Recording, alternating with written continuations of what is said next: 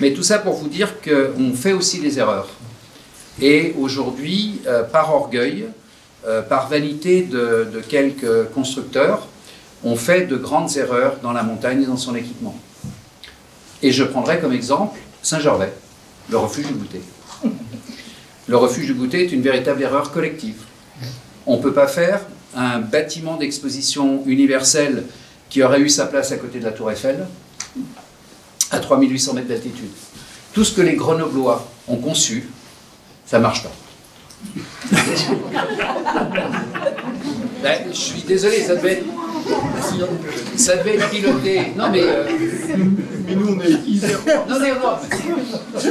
Ben, Grenoble et Isérois, c'est un peu pareil, c'est votre capitale.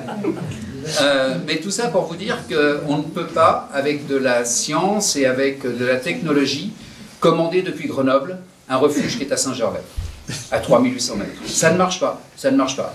C'est l'un des refuges les plus polluants, alors que ceux qui l'ont conçu se vantent d'avoir conçu le refuge le plus environnementalement correct. C'est 8000 litres de fioul par an qui brûlent à 3800 mètres, c'est des balais d'hélicoptères pour descendre... 7 rotations par semaine. Voilà. C'est même plus que ça. Ah bon? Donc, tout ça pour vous dire que l'exposition va nous amener à réfléchir et à se dire qu'il faut redevenir humble, et dans ce que l'on va construire à la montagne, il va falloir le construire raisonnablement, et aussi mettre le cadre de ce que l'on veut pour notre montagne.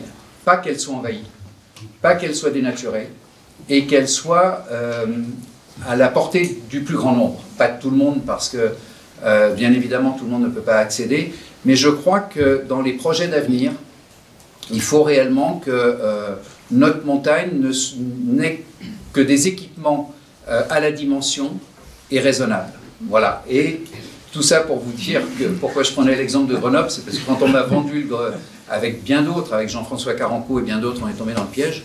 On nous a vendu quelque chose qui était extraordinaire, et que depuis Grenoble, on pourrait faire ceci, on pourrait faire cela, et qu'on n'avait pas besoin d'hommes en haut. Et bien dans un refuge, et vous l'avez dit tout à l'heure, il y a la cabane et il y a l'âme.